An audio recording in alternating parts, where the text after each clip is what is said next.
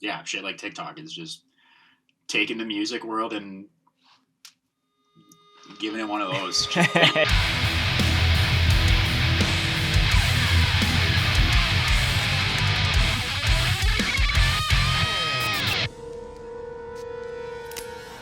Only human. Dodge this.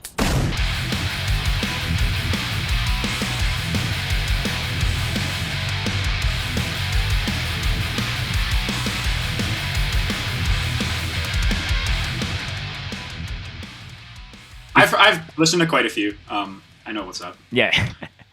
You got a bev ready to go for the episode. I got 2 bevs. Okay, perfect.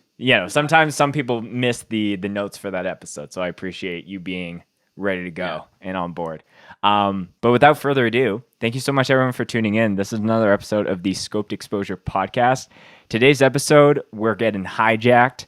The system's getting hacked. I'm really, really excited to be joined by Riley, who plays guitar in Flashback out of Regina. Thank you for joining me on the show, my guy. Thanks for having me. Stoked. Absolutely.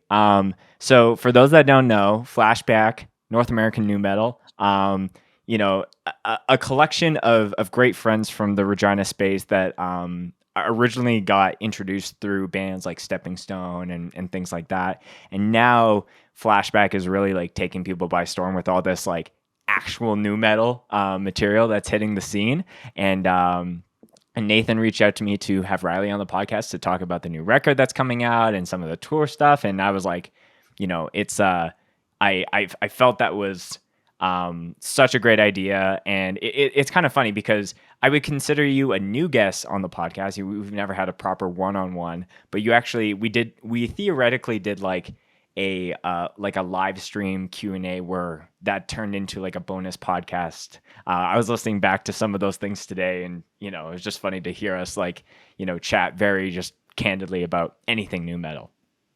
Yeah, that was fun. Very off the cuff. Yeah. I'm still, it's, I have a couple questions here that kind of tie back to some of those things that we talked about. But, without getting too much into the music chats, we got to check some bevs at the top of the show to get things started. So Riley, it's tradition for the guests to go first. So tell me what you're bringing to the show today as far as bevs are concerned. Okay. I got nothing too wild, but I got a Red Bull. Okay. I've been retired from Red Bull for a couple months because it causes me physical pain to drink. But I was like, if I'm doing a bev check, it's got to be Red Bull because I take my Red Bull flavors very seriously. I'm very passionate about Red Bull and the flavor scheme. It's something I think a lot about. Yeah, so totally. I'm coming out of Red Bull retirement for the pod. So before you showcase the second bev, I feel like saying Red Bull retirement is almost the same as saying like Mosh retirement. It's like this unsettled. Like, what does that actually mean? When do you qualify for Red Bull retirement, in your opinion? I consume way too much caffeine, and I am also an incredibly anxious person, and so my tolerance is just shrinking constantly. I got you. I have to lay off coffee 1 cup a day for me now. And then Red Bull is now giving me the jitters. This used to be a nice controlled amount of caffeine for me, but now it's not.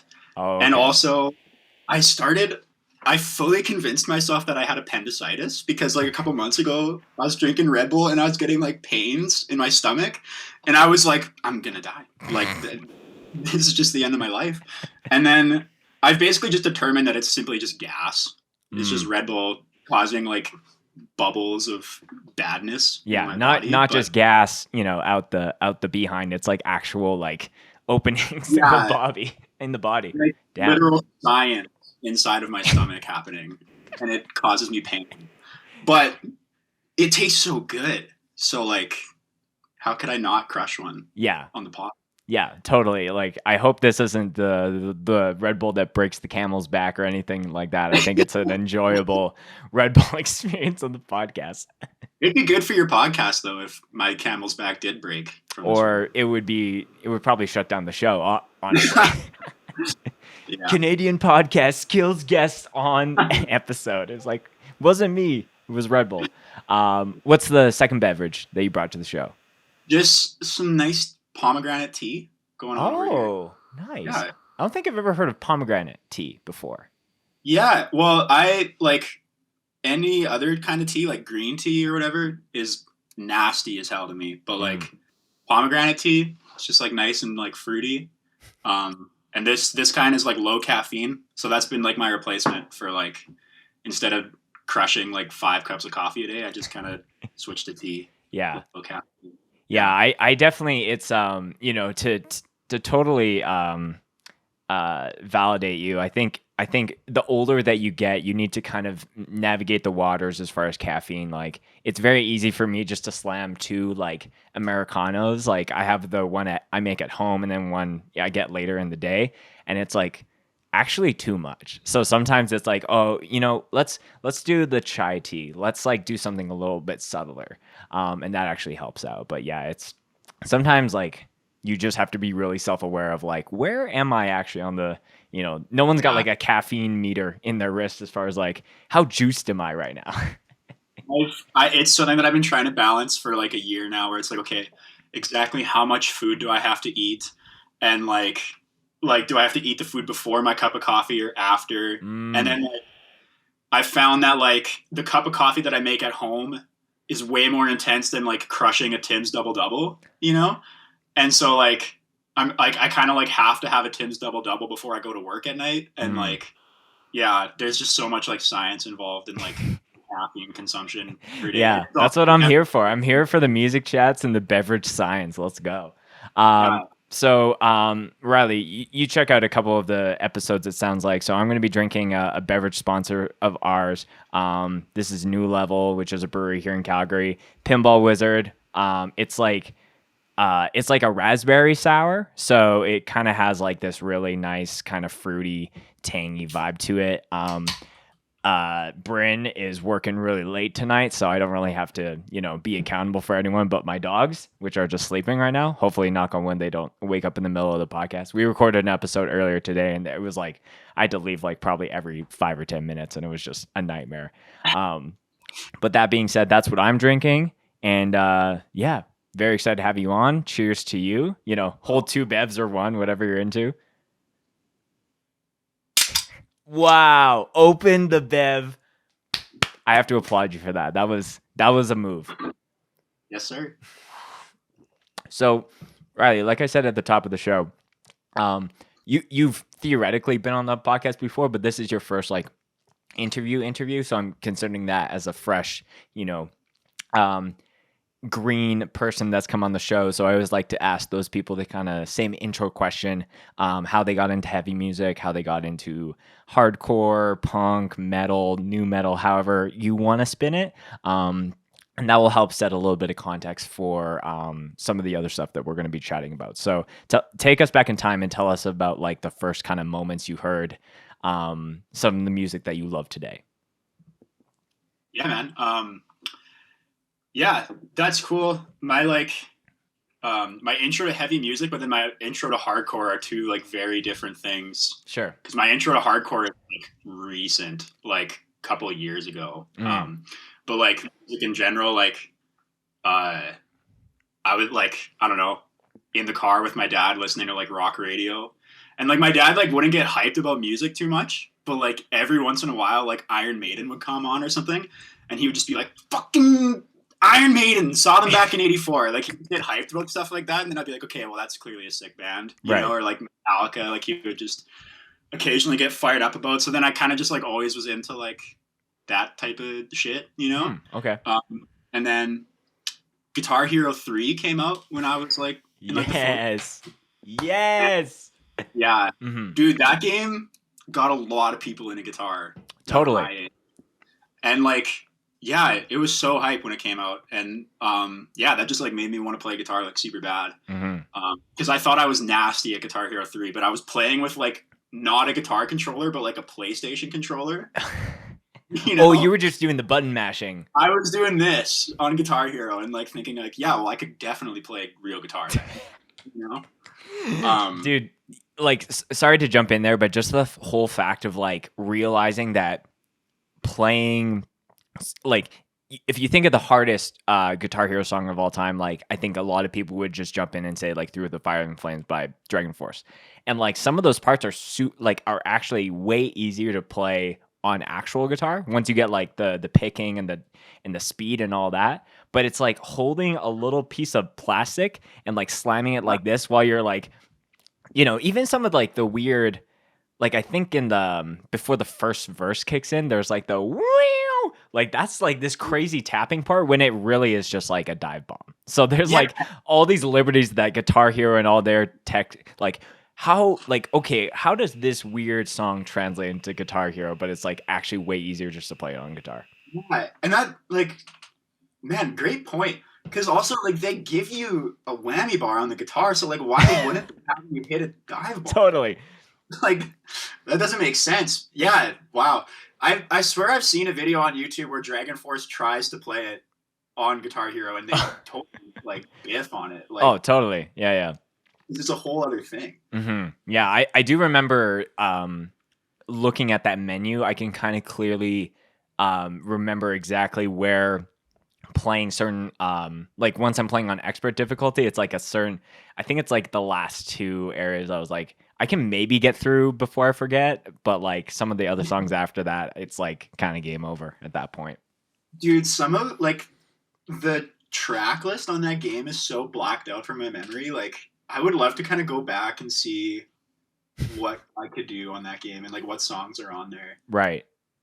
Because my knowledge of music is also like way more than what it would have been when I was playing Guitar Hero. Right.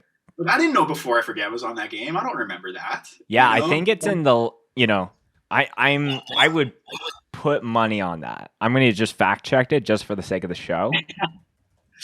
Yeah, I would Guitar love Hero to go back 3 and see the track list on that game. songs.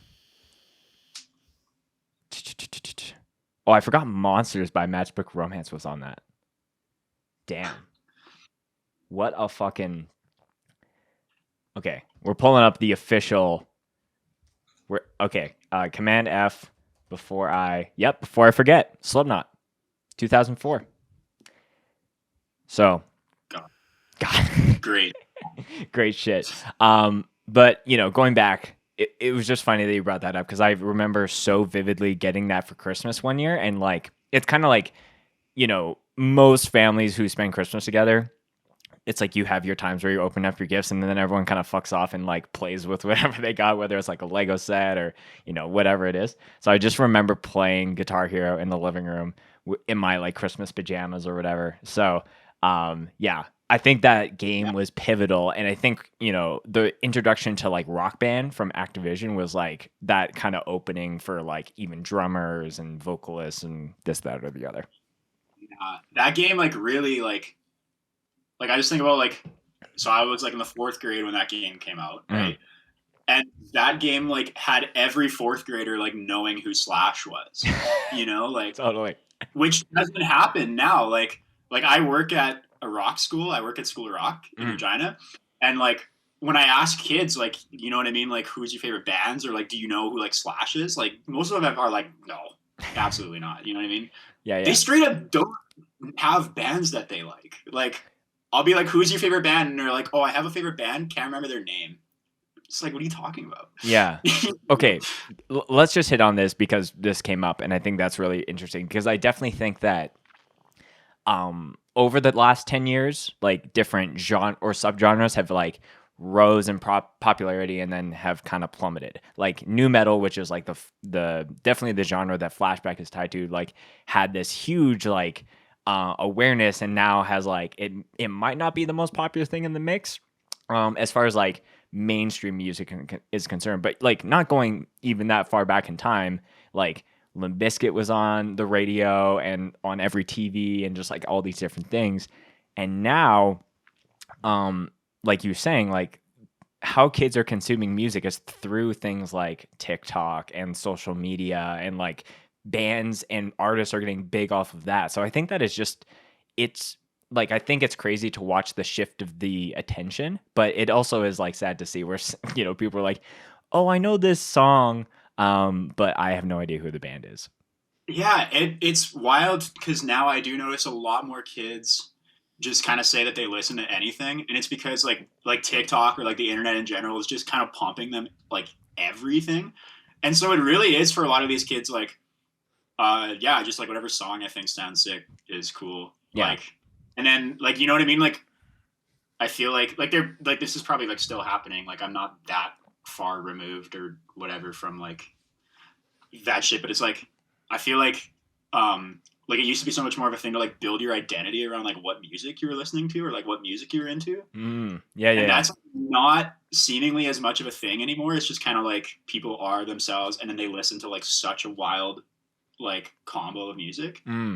Yeah, that's Where actually a huge point. It's just like, you know, when I was like going and getting into music and it was like listening to the My Chemical Romances and like Red Jumpsuit Apparatus or anything like that, it was like, oh, like this is what these artists look like and this is how I want to express myself as well. And that, you know, and that's no different than someone that listens to, you know, like Mudvayne or any like traditional like new metal band and they want to wear baggy pants and like striped shirts and like shit like that.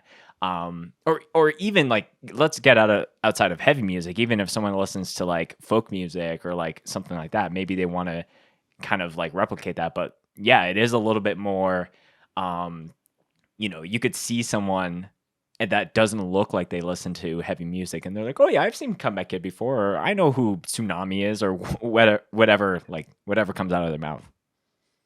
the super wild one that's happening right now, I've noticed on TikTok is like Sex Tape by Deftones is like a big TikTok song, weirdly, for like the alt kids on TikTok. Like, there's a lot of videos with Sex Tape by Deftones. I'm like, that's such a weird track for y'all to be latching onto. Right. But I also love it. That's sick. Like, Yeah, like I yeah. think it's funny that you bring that up as an example because I think a lot of people get lost in this like there's a window of time of where people can discover your music or like this is the time where I can get big. But like Fleetwood Mac was already like a huge band, but then it took like some dude like on his longboard like sipping ocean spray to like just make their song explode again. So like some of that you can't even like write for like a sitcom, if you know what I mean. Like it's just like so serendipitous of like different people taking it upon themselves. So like, yeah, I'll just make this video and not expect anything. And then the world is like,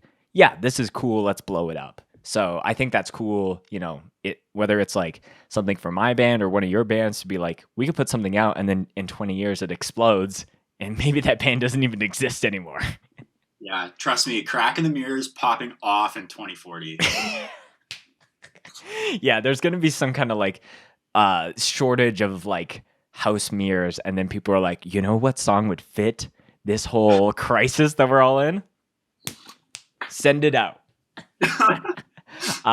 Yeah, dude, it's pretty crazy. And like, you know, anyone listening, I don't want anyone to get to mix up my words as far as like I think it's cool for people to be able to discover things through an avenue like TikTok or any kind of social media thing. Like you're seeing a lot of new people come into hardcore because of seeing, you know, like crazy like mosh videos or things like that, and they're like it intrigues them. And for me, I'm always thinking of the net overall benefit of that versus like trying to be some gatekeeping asshole to be like, oh, like this isn't like the true thing. You need to be at a record store and pick up this record because like I think everyone I think it's starting to become normalized that people can come into hardcore in all these different avenues and ways, and I think that's really healthy.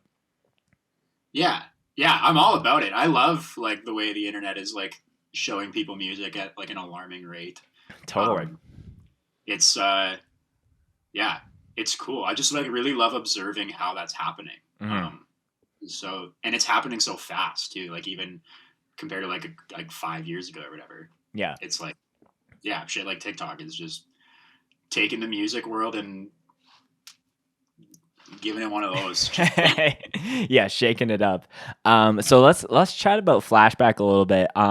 You know, when I had Nathan on, I think we talked briefly about Flashback, and you know, like I think we focused a little bit more on the Stepping Stone stuff. So maybe you can kind of take us behind the scenes of like maybe the origin of that band and the idea of it, and like you know it's funny. There's almost like two eras as far as like the EP and then like where you guys are at now. So, walk me through some of those things. Yeah, so like that band would have started like very end of 2018. I was in Frozen. I had just started jamming Frozen. Yes. And like getting to like know those guys. And before that, I was like fucking in death metal world for like my whole music life. And then just like, okay. Yeah, started playing Frozen, and then got to know like Tristan, and then Tristan started jamming with Troy, who was original like, drummer like of Flashback. Yeah. OG Flashback drummer, and like me and him played in our death metal band together like all through high school and shit. Got you. And then Tristan and Troy started jamming, and then Troy was like, "Yeah, you should come jam with us sometime or whatever, like just to have another guitar." And then out of nowhere, there was a group chat, and Nate was in there and everything. Yeah, we started jamming, and it was just like a bunch of riffs that Tristan had, and like we, like me and Troy, like still didn't know like shit all about hardcore. You know what I mean? Like to us, hardcore was full of hell. You know what I mean? Sure. Like, like just be like, we were like, yeah, that's hardcore, because they like kind of played shows like that sometimes, I guess, maybe. Yeah. Like, but so like, yeah, we were jamming these like Tristan riffs and trying to find any way to put a blast beat in there, and they were like not having it. But yeah, it was like very like, now that I like kind of know the influences now, like a lot of like Leeway or like Higher Power was like pretty big for Tristan at that time, I think. And like yeah, just kind of going for like that, I don't know, like fun, like almost like rock influenced vibe, I guess. Yeah, totally. There's definitely like groove and like kind of that it doesn't need to be, it can be hard, but like maybe the vocals don't need to be like it could just be more like fun. So yeah, Higher Power, like I hear that influence clear as day. Big time, yeah. And like yeah, it was like super like groove heavy, and that like those vocals, that's like what made us realize that we should start doing a nu metal thing. Like, because at first it was just like these like riffs, right? Mm-hmm. And then we like had gone through a couple vocalists, and Nate was on bass originally. Oh, okay, I didn't know that. Yeah, interesting. And then we got to the point where we were like, we're just gonna find a bassist, and Nate's gonna do vocals. And then Nate just started doing like the Fred Durst like over there, like every line. And that alone made us be like, man, this is kind of like nu metal vibes. Mm-hmm. You know what I mean? I remember at first, like, before we dropped the first EP, Nate was like, should we start promoting this as a full nu metal band? And at that time, I was like, still very like, like nu metal, like, because I was so fucking like death metal, dude. You know what I mean? Like, totally. Yeah. And so I was like, no way, like that's too much. Like it's still hardcore or whatever. But then like, yeah, went through that like era of like Sound Asleep with like that vibe. And then Troy moved away, so he exited the band, and then we got Ross involved. Oh, okay, fuck, sorry. So we also like had samples and shit in Sound Asleep, which is like a new thing. You know what I mean? Like, yeah. For any of our bands was like having these like super like electronic industrial like intros in some of the songs, and we had been like kind of playing those with like a loop pedal before, but then we knew that like for the newer stuff we wanted to like get the samples going like way harder, right? So that's where Emma came in. We were like, let's get Emma to like play the samples and like maybe like do some like DJ scratching and shit, right? And then we got Ross in on drums, and then Kieran, our current bassist, like they all came in at like pretty much the exact same time. And then like once we like had this like element of like a sampleist / a DJ, that was like full committing into like nu metal world. Yeah, absolutely. Like once you have someone that's strictly on the turntables, like, there's no turning back, pun intended, then, Yeah. And that's like the most like major thing that's like happened for us. Like that opens up like a whole other world of like things we can be doing musically. Those 2 songs we put out last year was just like kind of us like tapping into that a bit of like trying out some samples and like some scratching and stuff. Like there's like electronic drums happening and shit. And then I don't know, like now that we like access that allows us to like fully go into like keyboards and like a whole other like soundscape happening like behind these riffs, and that's kind of like what makes it so new metal. You know what I mean? Like, Yeah. because the riffs, like if these riffs were just kind of like standing on their own, then like it could still probably pass as like a hardcore band. You know what I mean? Yeah. Or like a heavy band, but the scratching and like whatever, like programmed like sampled drums and stuff, like that's kind of what takes it to that other place. Yeah, I think you're right. Like certain subtleties can really steer the ship in a certain direction. Like if you took the EP Sound Asleep and like removed any of like the electronic stuff and just had like the raw guitars and drums and bass, and even like changing up the vocal style, like maybe Nathan, like maybe there's a version where it's just like hardcore vocals. Yeah, it's a hardcore band. But the fact, even just that subtle kind of change, it's like, yeah, I guess like this is a version of new metal. Maybe it's like more. I think we talked about this on our live stream where there's like all these, like new metal is a big umbrella term, but you have like the different variations of like borderline alternative rock music, but it still has new metal vibes. And then you have like the Slipknots and Mudvaynes and Disturbs and all that. So I think it was like really cool to see you guys put out that 2-song kind of sampler and kind of showcase like, hey, we're like unapologetically going in this direction, and y'all can stick around if you want, but you know, and especially with this new release that's coming out, it's like it's so apparent that you guys are like digging your heels into that sound. Yeah, like, well, yeah, we did that 2 songs originally because we were going to be going on tour, and we wanted to have like 2 songs out with the new vibe for that tour. Yeah. And then, because also like a big thing that like kind of pinpoints it as a new metal band is like the visual aesthetic. You know what I mean? Like we started dressing way more fucked, like just to kind of like push that. You know what I mean? Like the album cover for North American new metal is off the rails, and like that's what's like really driving home this new metal as well, is like like the visual switch up. And so like we wanted to like have that out to be like, this is the vibe, like aesthetically, like sonically, like this is totally where we're going, you know? And then this new stuff, we just like cranked that as hard as we could. Yeah. For real. So you know, you kind of mentioned the full lineup that you guys have, and I think maybe it's just a Slipknot-ism, but it's like the more members you have, the more like you get compared in that realm. So I guess a question I had was, what is the best and worst thing about having 6 members in a band versus having 3, 4, or 5? Because I feel like that's very unconventional as far as like the majority of bands that play in our space. Yeah, that's true. Well, it's gonna suck when we go on tour and there's way less band space, for sure. Right.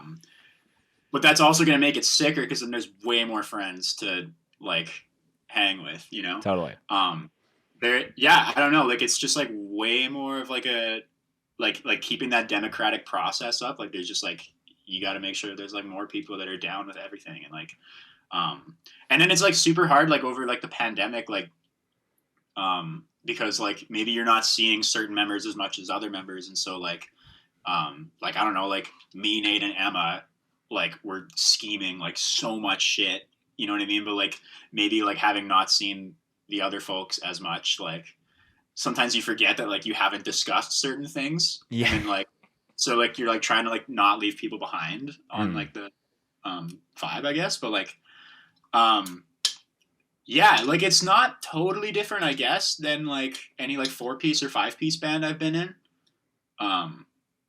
It's just one other element. Yeah. Bit more crammed on stage, I guess. But yeah. And maybe that's a good segue. You know, I think with any hardcore band, I think there's a pride in the simplicity of like being able to like you have your amp, you have a cable that goes in, and you have a guitar, and that's kind of it. Like there's no like, you know, there's people that pride themselves in that very simplistic kind of setup. And I feel like with what you guys do, it makes sense to have, you know, pedals, backtracks, computers running, like all these things, and that like helps create a better product in the music setting. But you know, that always kind of navigates where it's like every one thing you add is an added risk of, you know, shit hitting the fan or, you know, something like that. Like if you have a tuner pedal, that's one thing, but if you have 20 pedals, then you're like, oh, which one is the one that's faulting? So I'm kind of curious on like how you guys are trying to navigate that and have that balance of like, yes, we could have a way better live show product with all these things in the mix, but does that add a level of anxiety for you with the amount of gear that's on stage and the possibility of things going awry? Yeah, like that's still something that we like have to figure out because we haven't been able to like tour with this lineup yet. Sorry, we've only played like one actual show as Flashback currently is. And so it's still something that we got to like troubleshoot, but like, yeah, like something that, we've kind of like, had to like work through is like, in a lot of like the new stuff during like the verses or whatever, there's like sample drums and stuff happening in the background in behind Ross's actual drums and stuff. Right. And like originally we were trying to like play those samples at the same time. But then, like, so we've had to consider, like, okay, well, if we're on tour and we're playing a show where, like, you know, we don't have that many monitors or, like, yeah, like, just, like, the sound rig, like, isn't, like, necessarily set up for that. Like, we don't want to run the risk of Ross not being able to hear the sample or something, right? Or, like, and then, like, it, like, derailing the operation because, like, we can't hear that stuff. So we've, like, really, like, changed things now to be, like picking and choosing what elements are going to make it into the live set and which ones aren't, and making everything as like playable as possible in terms of the samples and stuff. Yeah. Cause like, yeah, that's like the biggest issue that we run into is like, you know, the guitars are always going to have an amp, the drums are always going to be there, whatever. But it's like, how are we going to like run these samples, on a like night to night basis, you know? And maybe one day, like, we can like kind of like upgrade to like an in-ear monitor system or whatever and like get the samples like coming through, but for now like we gotta like strip it back almost just to like make sure that we can get everything that like needs to be there like heard, and then like maybe some of like the less known elements can like just go away for now. And I only ask that because I think like the style that you guys play, if you're playing like a huge festival with like thousands of people, huge pro audio setup, sound guy who's like on point because it's like one of his biggest jobs of the year, you guys aren't going to be playing those shows at least at the very beginning until you kind of work your way up to those. You're going to be playing the, you know, the bar shows or like the venue with like the bad sound guy or whatever it is. So like it's a little easier to maneuver some of those things when you have a very simplistic setup. But yeah, that's just something I've been curious of because like, yeah, like the last thing that anyone wants is like, oh, like we can't like I remember I filmed a band at Northern Alliance Fest that just happened in California, and one of the bands was like playing the second stage, and they didn't have access to their backtracks and samples and all that, but they still put on a badass show just with like a very authentic and kind of raw kind of deathcore kind of sound. So it was a treat for me to kind of see that version versus like maybe what they would have ideally liked to play with. Yeah. And yeah, that's something that we're like still going to have to figure out. Like we'll see after the first tour, like what we got to change and like what issues we're going to encounter with that. But I love that shit. That's my like favorite stuff to try to navigate, I guess. So like, yeah, it'll be cool. And like, it'll pay off. Cause like, yeah, I think that just like takes our live show like to a way different place than it would be without it, you know?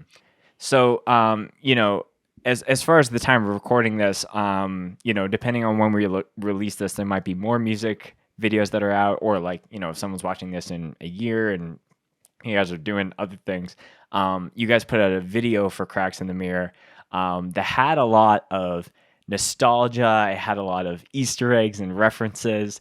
So I thought that was like a really strong like debut. Like the 2-song promo didn't have any visual ties to it, but this was like, hey, this is what flashback looks like and feels like when you see it live. So I feel like that's a great primer for the the tour that's coming up. But like, I'm curious if you have any specific like Easter eggs or like little things that you wanted to reference in the video. Like, okay, let's make sure we put the can of this or like this little thing in the corner.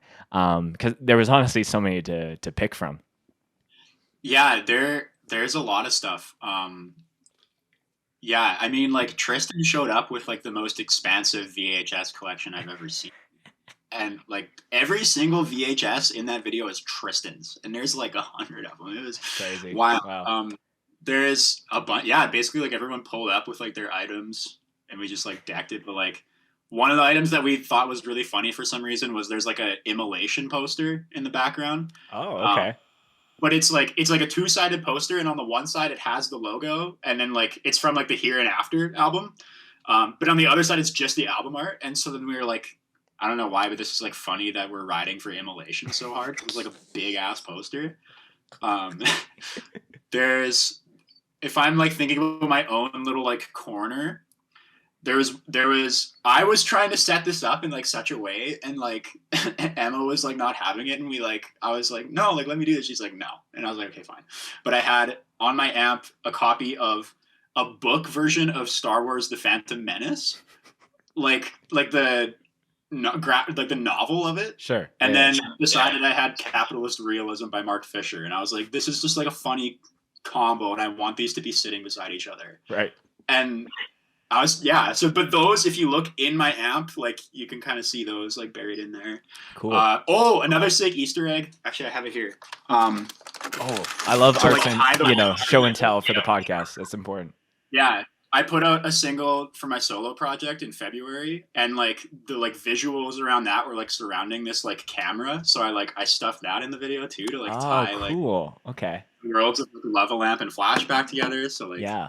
And like even like the lava lamp like that's in the video, like we're like, yo, like, you know what I mean? It's like lava lamp and flashback. And what else is in there that's funny? I don't know. There's a bunch of stuff. Yeah. We might I've thought about doing like a thing where it's like, okay, who can name the most items in this video? Like we'll give you merch or something if you can Yeah, watch it at like 0.25 speed and just like have a note and just like, oh, okay, this N64 game, oh, this poster, this little like nostalgia piece of apparel or whatever it is. See how specific you can get. Like I want exact titles of like every VHS that was on that floor. Absolutely. And, like, tell me the exact size of the basketball that was there. Like, you know. So yeah. I think a really funny, I don't know if it's a coincidence or you guys are purposely planning these things or you got some kind of backroom access. So the video like dropped, I would almost argue like maybe a week after the new Matrix trailer came out. And there was like some clear references or inspiration that came from the Matrix, like with the two girls that are coming in and like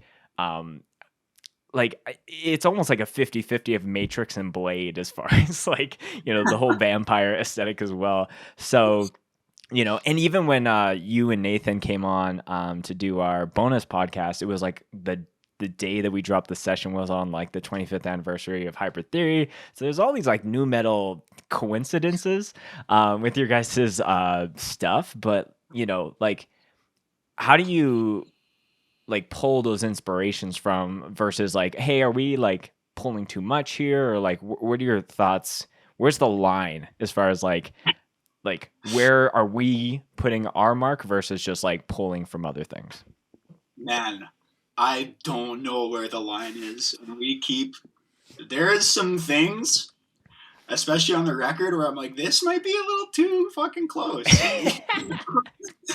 But like, yeah, like it's kind of like, to me, like the whole point of the band, like aesthetically, is like we're so obviously referencing a point in pop culture. Like, you know what I mean? We're not like claiming a lot of these ideas to be original necessarily. Totally. Like it's like that the scene in the video where we're like in the wires and stuff, like we refer to that as being in the Matrix. You know what I mean? Like totally. It's just the Matrix. Like all this stuff, like the whole point of it is like just like really like tipping the hat to like the era that we grew up in. You know what I mean? I don't know. It's just kind of like full circle of like people our age who like grew up in the early 2000s, like we're fucking making this music now, and it's gonna be like referencing this stuff in the same way that like, you know, whatever in like the early like 2010s or whatever, like people would be referencing like folk music from the 70s or something like that, like Totally. type of shit. Or that mathematically timeline that I just dropped is so wrong, but like you know, like, but yeah, like I think like we know what we're doing in terms of like what we're referencing. It's not like we're trying to like claim that we came up with some like sick shit. Like it's like so. I mean, like, dude, the vampire in the video is wearing that like green eye thing from whatever show that is. I'm not familiar with the show, but like I've seen it. You know what I mean? Right. Like I thought it's that was like the Luke Skywalker thing when he's blowing up the Death Star. it's man. I don't even want to like try to pretend I know what the show is called, but it's like it's from like a show, and it like it's just like something that a character wears. Like it's a toy. Yeah. You know, it's like so like quite obvious like tongue in cheekness. Yeah. I do want to use you know, all the stuff that we're talking about for a perfect segue to my next question. But since we're talking about the music video, was it like in the pre-pro with Tandem where you guys were like, should we all like should multiple people like just change like hairstyles? Like should we dye our hairs on different shoot days, or like was that just like an afterthought? I think it was like something where like I wanted to dye my hair again because I had dyed hair the summer before, and then it all like grew back, and I was like, hey, I got to get back on my like dyed game. And then I was like, well, this is going to perfectly time with the video.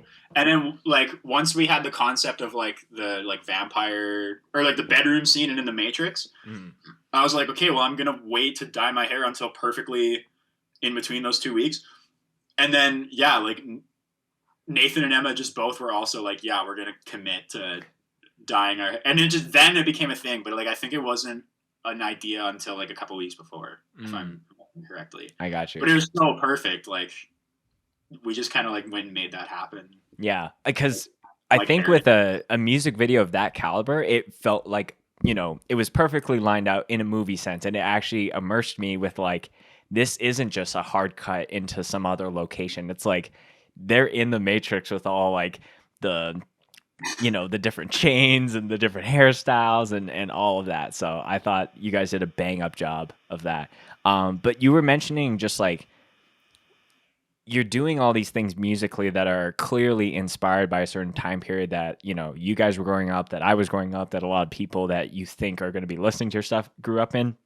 So it kind of begs the question for me, do you think like people that are starting bands now aren't tapping into those influences as much as they should? Because I do see a lot of bands, you know, look at whatever is the hot topic or hot genre to play. It's like, okay, I got to write down the, you know, I gotta be in a beatdown band because that's what's like really hot right now. I gotta be in a metalcore band, or I need to like do the youth crew stuff or whatever it is. So like for me, the band that I play in right now, I've like really done that same thing where it's like I want to write the music that I want, and I want to be able to reference like, you know, different things, whether it's like a pop culture thing, a video game thing, either in a lyric, either in a song name, a sample, whatever it is. And that has not only given me the most amount of joy, but also has resonated with the most amount of people. So I'm curious on where your thoughts are at as far as like the music that you guys are doing and how you feel like that's actually like what that does for you personally, but the people that you're trying to reach as well.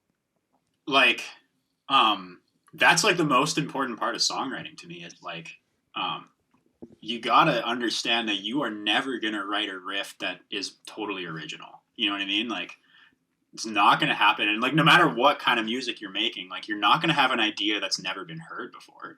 And so it's like so important to like wear your influences on your sleeve and like understand that like what like you're referencing. It's like you're combining things that haven't been traditionally heard together, and that's what's pushing your music forward. Is like taking two ideas that have already been presented and like putting them together and making them like, you know what I mean? And like that gives something for people to like latch onto when they hear it. You know what I mean? Like you think about like I don't know, like whatever pop, like whatever like fucking Kid Laroi Justin Bieber song that's out right now. You know what I mean? Like that song is so like set or like 80s like synth dance music. You know what I mean? And like people like can hear like that synth line and just like what's happening in that song, and like they latch onto that, and that's why that song is so popular. You know what I mean? And like with like Flashback, it's like, okay, like you're hearing this drum intro that is Linkin Park as fuck, and like you're latching onto that because it's like referencing something, but then like bringing like new ideas to the table of like a clear influence. Totally. Yeah. Like, yeah, that's just like so important for music to me, is like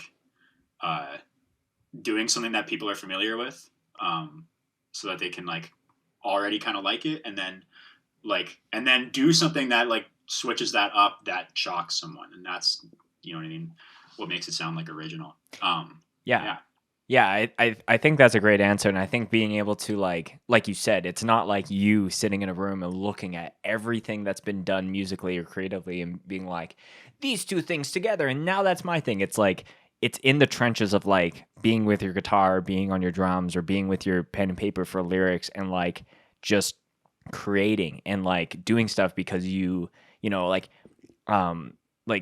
there's a song that I'm working on that's like tentatively titled Bullet, because I was listening to like a ton of Bullet for my Valentine, and I was like really obsessed with this one riff, and I was like, I want to try and write something like that, and then that is becoming this new song that I'm working on. And my band, in my opinion, it doesn't sound like anything like Bullet for my Valentine, but I think being able to, again, like, you know, you hear something from, it doesn't even need to be in the same lane as a subgenre that you're trying to play within.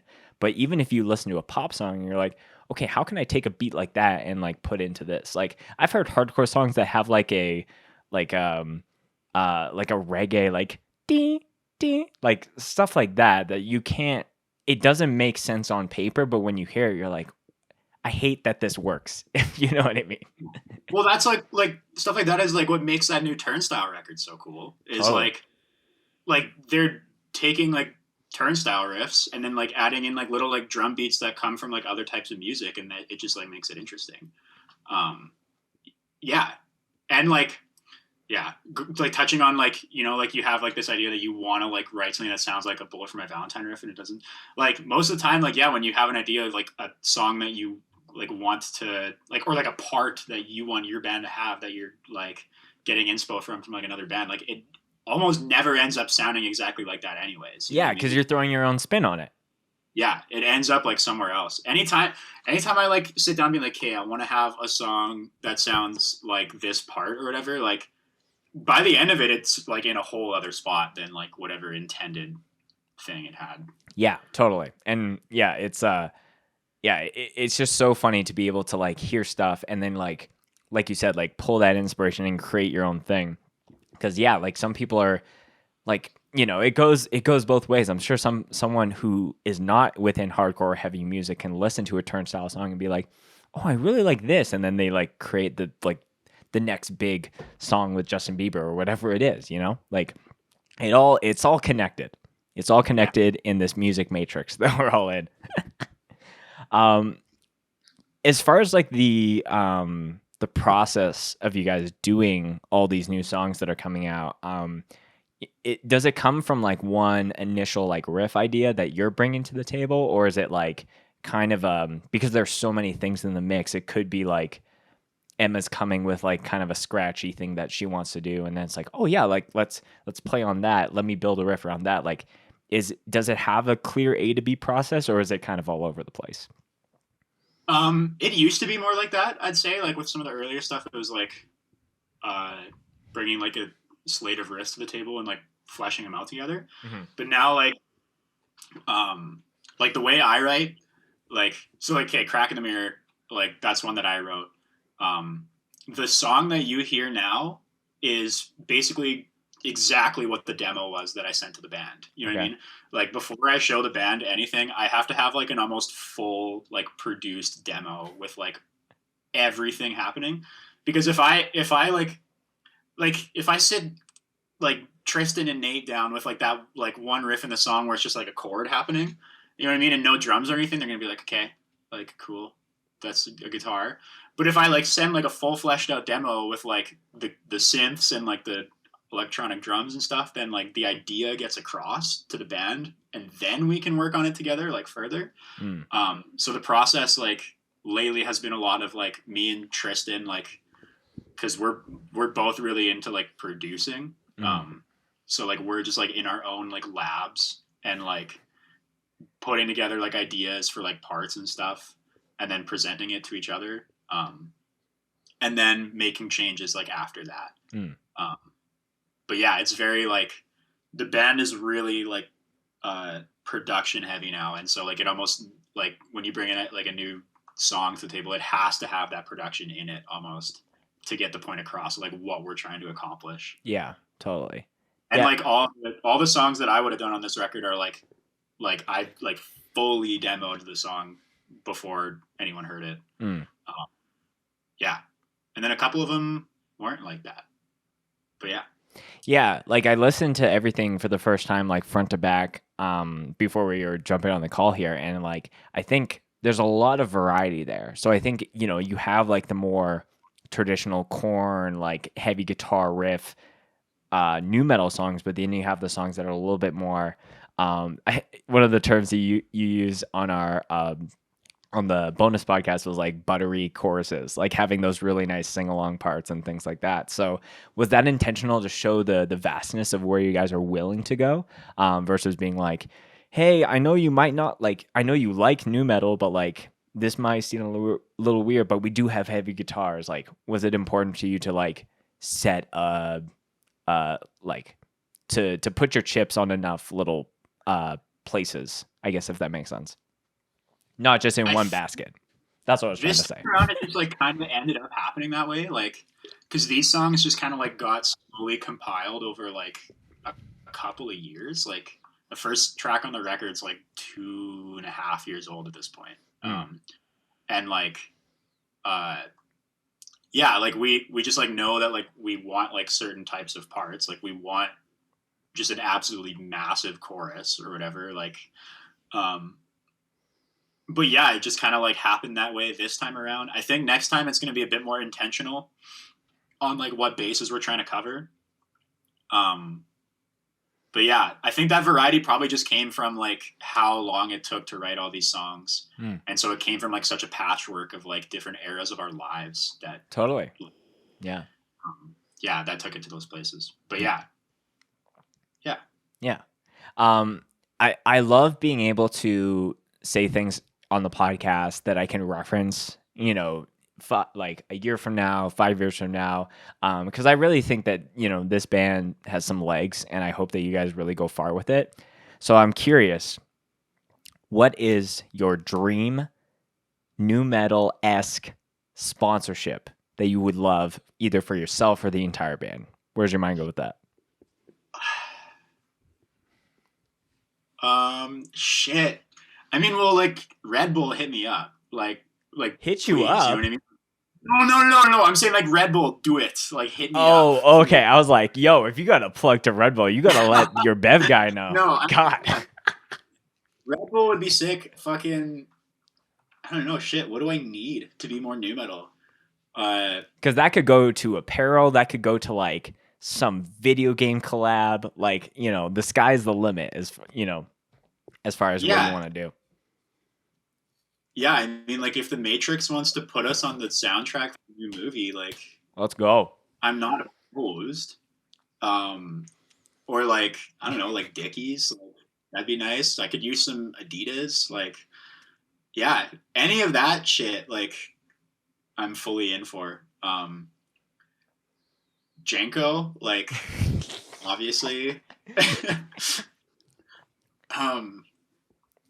Yeah, like if whatever turntable company like wants to hook Emma up with like a bunch of shit, like I feel like out of any musical like gear wise sponsorship, turntables should be first.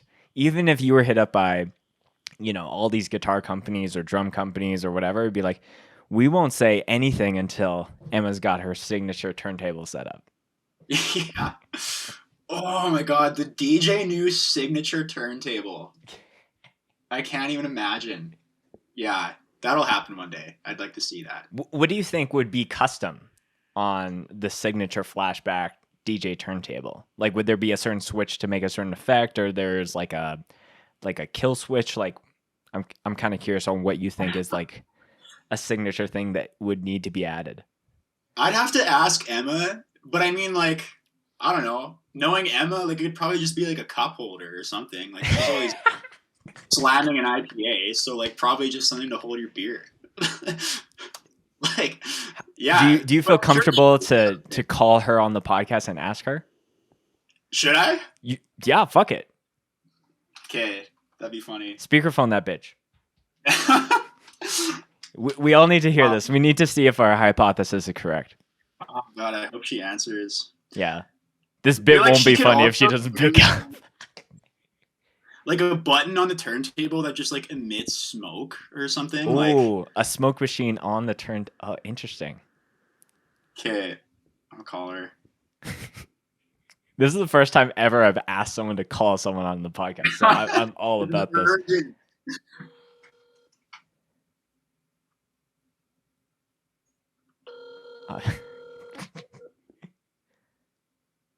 Oh, please pick up.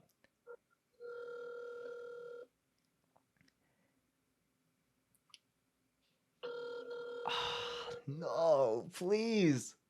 Just devastating. Every turntable company is like, well, we're not going to sponsor someone who doesn't pick up the phone. Emma, start recording at the tone. I'm not leaving a message. Damn. Well, I'll text her and say, please call ASAP. This is the most urgent thing in the band. It's so important. Yeah, we'll have to see. I do like the idea that there's just a smoke machine built in to this like piece of gear that just smoke comes out of it. Yeah, or like lasers or some shit. Like, but yeah, that's Emma's wheelhouse. I'm curious as to what she would say. Yeah. Is that something that you guys are thinking about for these shows that you're going to be playing? Just as far as like having things like lasers and smoke, or do you want to keep it pretty simple? Or what's the game plan as far as the live show is concerned? Like for tour, no, like just because we're gonna be playing shows with like a lot of bands and like, you know what I mean? Like we're not headlining really or anything. Like, right. Well, like when we do play Regina again, oh, she's calling me. Oh yes. Okay, let's go. Yo. Hello? What's up? Okay, I'm on a podcast currently. Yes. And we need to know what items would be on your signature turntable if you had a signature turntable setup. Like, what do you mean by items? Like brands? No, like just like what features are on your signature turntable? Like what makes it custom for her? Like what makes your custom turntable a custom turntable? Like I said you would probably have a cup holder on there for your beer. Oh, for me, myself, like fun things. Yeah, like DJ new signature turntable. What's going on there? Yeah. Okay, so I would definitely have a cup holder. I would maybe have a cup holder for sure. Oh fuck, some fun lights that I can just like, you know. Yeah. Maybe like a little pull-out closet that I could like store some fun jackets. You know, like underneath, I'd pull it out. And A whole jacket? Yeah, just some fun jackets that I can switch throughout the set. Yeah. Okay. Yeah. Okay. Honestly, just like a mini fridge underneath. Fuck the cup holder. I have a mini fridge. Oh, that's so badass. Right? This is the biggest turntable setup I've ever heard of. And some dry shampoo. Some dry shampoo. Dry shampoo? Yeah. Yeah, okay. Yeah, that's what I'm thinking. Honestly, just anything that's going to keep me fresh so I can do my best. Yeah, so true. Respect. We had pretty similar answers. I said cup holder, and I also said like lights /lasers. Yeah, lasers. lasers. Lasers are a really good call. Honestly, if I could have like a mini fog machine. That's what I said. Yeah. This is what you said. Really. Yeah. Wow. I love it. Maybe like a big button that's gonna like create some noise, and that the other band members could come up and press it anytime they wanted to. You know? Yeah. Just a massive button for Just noise. a massive button that's just push here, and then the other members of the band can come and push it there, or like kick it or something. You know? What's the noise? I don't know. We figure that out every set. Okay. I love it. Or I preload it and I surprise the boys. Yeah. Amazing. Yeah, I think so. But yeah, does that answer the question? Fully, yeah. Yes. Okay. Sick. Okay. Thank you, Emma. No, thank you so much. I'm going to go return to work now. Awesome. Okay. Yeah, no, great. See you later. Bye. Well, okay, you weren't off. The first thing she said was cup holder, so you were bang on for that. And then she did say smoke machine. I don't understand the closet and mini fridge underneath. Dude, just to have a jacket. Like, if you're a product designer, if you could just draft that for me and email it, like, just so I could see how that, like, I'm just trying to envision how, like, there's probably more things attached to this turntable than turntable itself. Yeah. Oh, it's like a whole unit. Like, Totally. It's a desk. Like, dude, it was just like, she had answers prepped, ready to go. yeah. I knew she So would. Korg, if you're listening, the design has already been laid out. Let's just make it happen. Oh my god. Yeah, really like just please. We're gonna need extra jackets. Right. Yes. Everyone And Beth. and Bevs. Bevs always.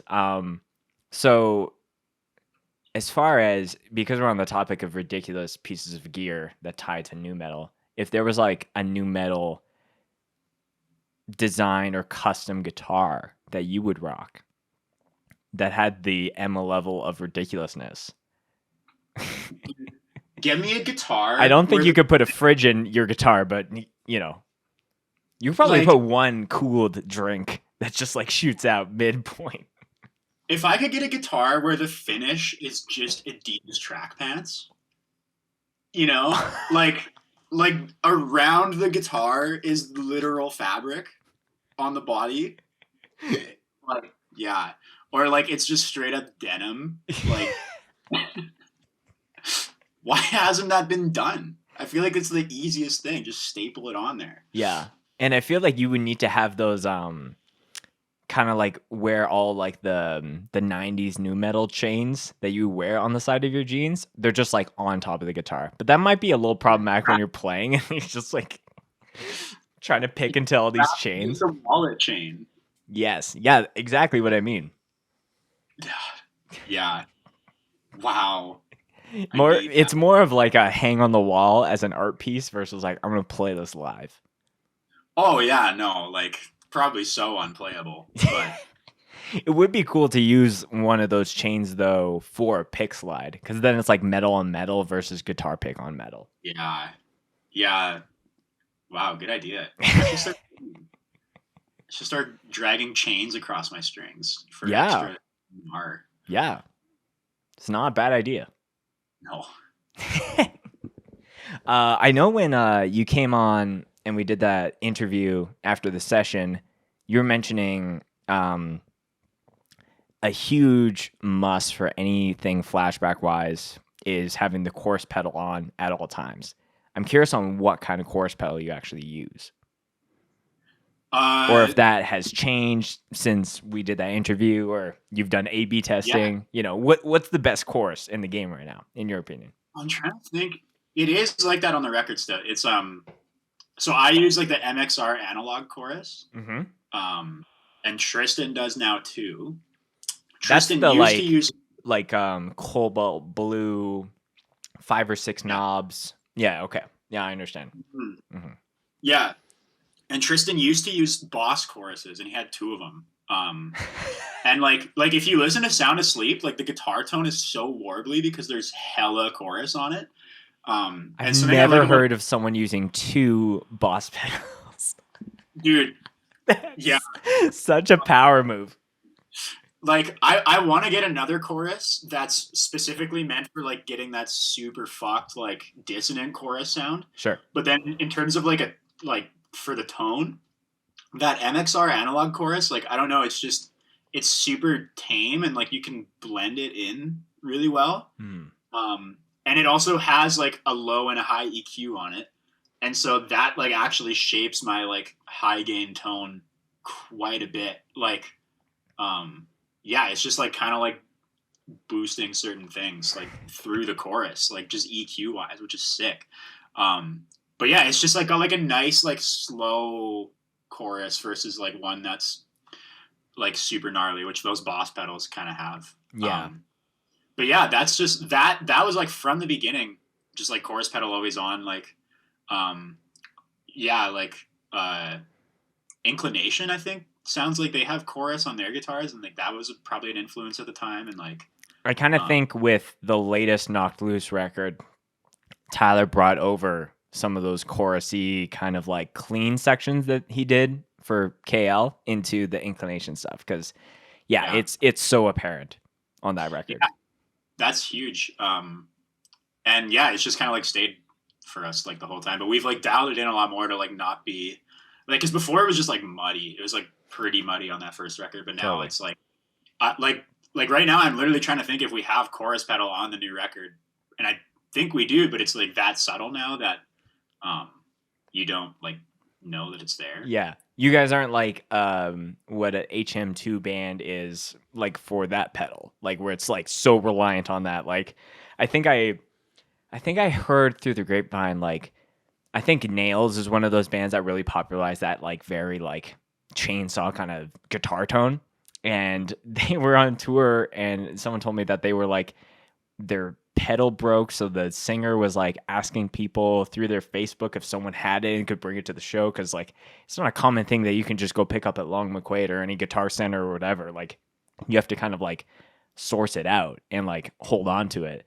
But yeah, when you're able to kind of, again, like we were saying a little bit earlier in the conversation, not be at the mercy of the guitar pedal that your entire band is based around, or you know, a certain sample pad or whatever it is, like being able to be adaptive, especially in a live show where people are going to be moshing and jumping off of shit, and just, you know, being able to be adaptive is so huge. We're like, Endgame was literally practicing last night, and Nick kicked through the bass drum and he played the rest of the set so we could practice it for our show with his like left foot, because like the right foot was like, it just didn't go in. So yeah, being adaptive, especially for the types of shows that we play, is paramount. Super. And yeah, now we're at the point where we don't need that chorus pedal necessarily. Like the show will go on. Totally. But yeah. But I mean, really, where is any heavy band without distortion? Like, what are you gonna do if someone switches you to your clean channel? You're done for. On Yeah. that clean guitar. So I think, you know, a couple more questions I have for you, Riley. What's up with the Wim Hof breathing technique? Did I talk about that at No. some point?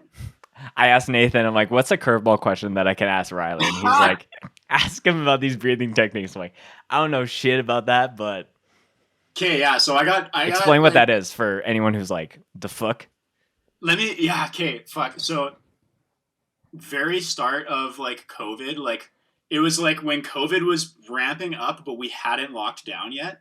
It was one of my last nights of teaching lessons in person, and one of my students, he's an adult student, he was like, "You want to know how you're going to survive this thing?" And I was like, "Sure." Like, you know, and he starts telling me about this Wim Hof guy who like he like they call him the Iceman, and like he's set world records for like sitting submerged in ice for like too fucking long, and like he's like climbed Mount Kilimanjaro in his shorts, and like he he just does a bunch of shit.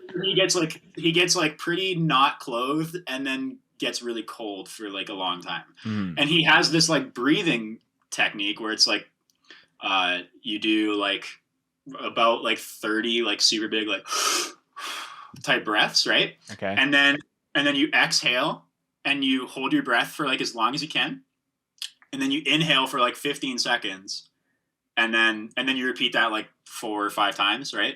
And so like he's like pretty big on like it having like scientific like he's like had tests done on him or whatever, and being like, yeah, like this is like a scientifically proven thing to like boost your immune system, and like some of the stuff that he claims it does, it's like a pretty big reach, you know what I mean? And like but it's also like super sick, and like I got really into it at the start of COVID. Like it helped me with like anxiety and shit, like just like calms you down quite a bit. And you, dude, when you do it, you're like fucking high. It's crazy. Like your body is like fully, you're like, oh! it's wild. And then you like take a cold shower and you can like withstand it kind of. And then if you want to get really serious, you do this thing called like horse stance, where you go like, ooh, and like just like fucking like do. It's so stupid and like hippie bullshit, you know. But like the breathing was like, I haven't been doing it as of late, but like over the winter, like I've gotten like really into rock climbing since COVID started, and like after climbing, like your body can like get pretty fucking sore and like scream at you. And I found out like doing that breathing and then taking a cold shower like helped with like recovering a lot quicker. Interesting. You know what I mean? Yeah, I haven't been up to it as much lately, but I was like super into it for a sec there and like punishing everybody, being like, yo, you got to try this. But now, like, yeah, I don't know, like Wim Hof, he's a little crazy, like spends too much time on Joe Rogan. He did the Jordan Peterson podcast, and that kind of bummed me out. I was like, why are you on his podcast and shit? And like, but it's cool. Like it's worth a try. You know what I mean? If you can like go into it and like try it. Well, the primer was so interesting because it was like when I heard breathing techniques, I thought, oh, it's maybe something to do with singing or vocals or things like that. And then you said that this dude introduced it through your work, like at the music school. But it's like something totally for like more like scientific and mental and like all these kind of things that are mixed together. So it's not going to help you survive COVID. Like, yeah, I'm like, yeah. I was like, man, like this isn't going to stop the virus. You know what I mean? Like, it's going to make you feel pretty good and like calm you down quite a bit. Yeah. And yeah, it's nice. Like, I was pretty into that for a sec. Yeah. It's just like such a weird thing. Like, you know, you're going to have like saying that before things actually lock down. It's like, you know how you're going to survive this thing? Breathing. And you're like, actually, maybe not. Maybe not breathing in other people's faces is the way to not transmit this viral disease. Yeah, and like when he said that to me, that already like lost me for a second. Sure. Like, man, this is so from the rafters. But then I tried it, and I like, especially like the first couple times trying it, like you get sent. It's crazy. Like, yeah, I was like high. Almost like your whole body just like tingles, and like sometimes you just like get like a like tunnel like vortex in your vision. And so how long does this take? Like, could we do it here now, or does it take a long period of time? Like it takes a while. Yeah, like I don't want to have 20 minutes of this podcast be it's just breathing into microphone. No, it would take that long. And like, yeah, you should like just like take some time, like watch a couple internet videos. He's got one with Russell Brand that I didn't mind. That was cool. But yeah, so yeah, like I said, like some of the stuff that he like promotes that it does, I'm like, yeah, you're stretching like a bit here. Sure. But yeah, I'd recommend like, yeah, I don't know. Sometimes like stuff like that, like mindfulness or like doing breathing like that. Like, it's just like kind of nice, you know, especially when you're like trying to figure out your mental health shit and you like, you know, are just like trying anything. Like sometimes little things like that just kind of help you a Yeah. little bit, and that helped for a sec during COVID there. Yeah. I'm gonna pivot a little bit here. I thought you saying you got into rock climbing a lot since COVID hit was interesting. Yeah, that seems like it shouldn't line up, hey? Well, especially living in Saskatchewan where there isn't many rocks to climb, like aside from going to an actual rock climbing facility or gym or whatever. But it's not like if you live in fucking anywhere with mountains or like Salt Lake City or whatever. So I'm kind of curious on, again, like a really bumpin' new metal band from Regina maybe doesn't even make sense, but like the same thing with your passion for rock climbing. So I'm kind of curious what sparked that. Like Troy, got really into rock climbing when he was in Montreal, like just climbing at the gym. And then he came home for Christmas, like 2019 or whatever, and then he got our other like super close friend into it, and then I didn't go with them that time, but then when he came back when the pandemic hit, there was a period where the climbing gym here was closed, and then it reopened in like May or whatever, and they got me to come, and then I just got like super into that. Like I've just been climbing at like the Regina Climbing Center here like quite a bit, and it's like a nice activity to be into, and like thankfully the gym like hasn't had to shut down really since, and like my attendance has like kind of fluctuated with like however bad like lockdown is, but for the most part that was like the only thing that I was doing during lockdown is like going to a gym and like social distancing super hard. Like it's kind of a little bit easy to do there, like you don't have to be close to people, you can do it like pretty individually, like mask up and stuff, and like I got super into that, going to the gym a bunch, and then I finally like got to climb outside in the summer like for a couple days. I went to Canmore, Cool, and did some climbing there at like grassy lakes and shit. Cool. And then I took a couple months off recently, and I just started it again, and it's a nice little like workout to do. Yeah, because I feel like it's one of those things, again, we're kind of going back to, like, I want to try and tie it to music as far as being adaptive. Like, it is that, like, there's no one clear path when you're doing shit like that. It's like, okay, I think I can grab this and kind of do that. And you're like, well, actually, that's not as secure. Like, I don't have as much of a grip on there. So, like, you're trying to navigate that as you go up, and there's no one clear, like, A to B controlled path. So I think that that's really interesting to be able to hear that kind of just sparked the interest, especially in like an unconventional. I feel like maybe Saskatchewan just has that thing against it where it's like any interest feels unconventional because it's like a very kind of just flat and boring province. And I say that with peace and love, like being from Manitoba, where it's like pretty much the same thing out there. There's like a pretty cool little climbing community here. Like a lot of cool climbing friends, and it's sick that like we live at least somewhat close to Alberta. So like people from here just do huge trips to Alberta every summer. Or like BC. Like going back to like what you were saying about like being like adaptive to it or whatever, like with rock climbing, like try to grab fucking thing and you're like, oh, that's not good. It's like totally like problem solving, which is funny for me because I'm horrible at problem solving. And like when I go rock climbing, like, you know, like there's people who are like staring at the road and being like, hey, I'm gonna like do this, and then they like go and do it. And me, it's just like, man, I just gotta like try it a bunch of times and like fail and like just like actually try it, and then maybe I'll get it, maybe I won't, and like figure it out. But like I can't like preemptively like figure it out, you know what I mean? And man, if you want to apply that to life in like a crazy like metaphoric way, like I just go try it until I succeed, I guess. Totally. I'm a firm believer of being trial by fire and learning lessons the hard way, and like I feel like you learn more through your failures than your wins, that you can, and that will kind of propel you and get you closer to the things that you want to do.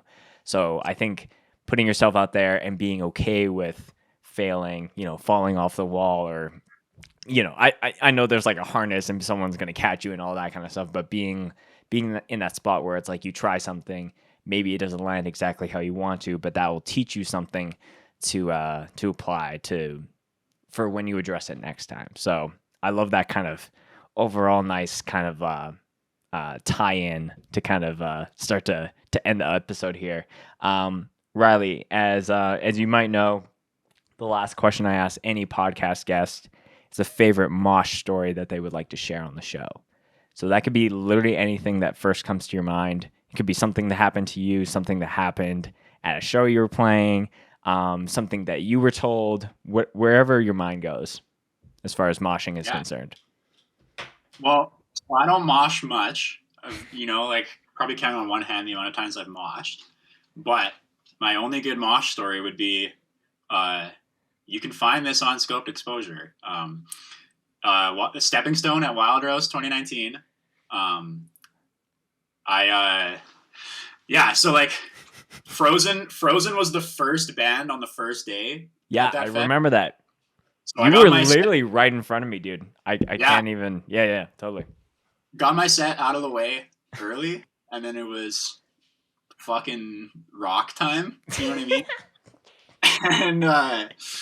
And then Stepping Stone played on the second day, and they played at like 4 p.m, and like all day I was just absolutely mucking AGDs and like getting revved up. You know what I mean?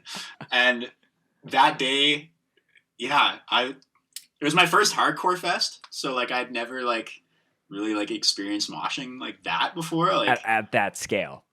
Yeah, my only familiarity with like moshing would just be like death metal, fucking like circle pits or whatever. Yeah, you know what I mean? Not like, oh, watch out for that guy, he'll fuck you up.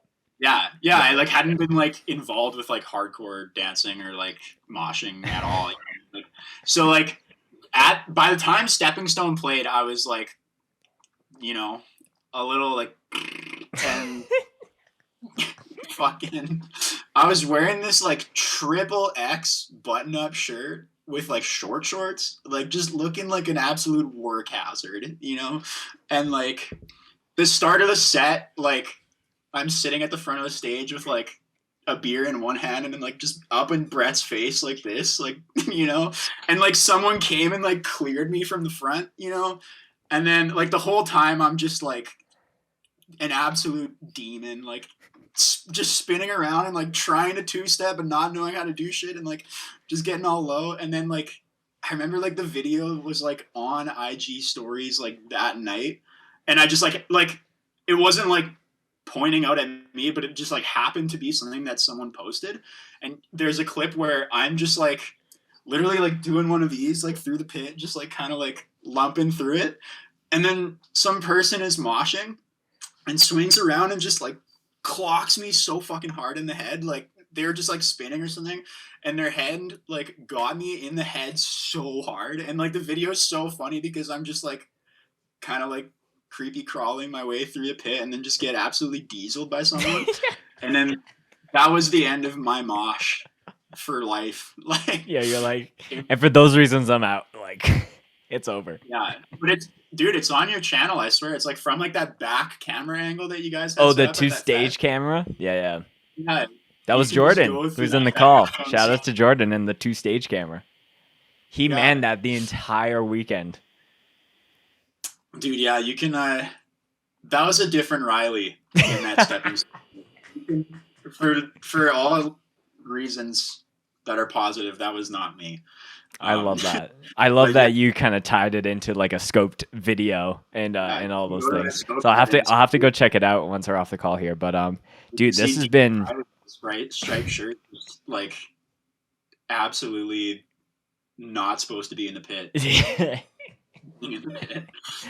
Dude, this has been such a fun chat. I think we've hit on everything, from like the new metal fun stuff to like some of the more like why behind like making music that you fuck with and resonate and not for anyone else.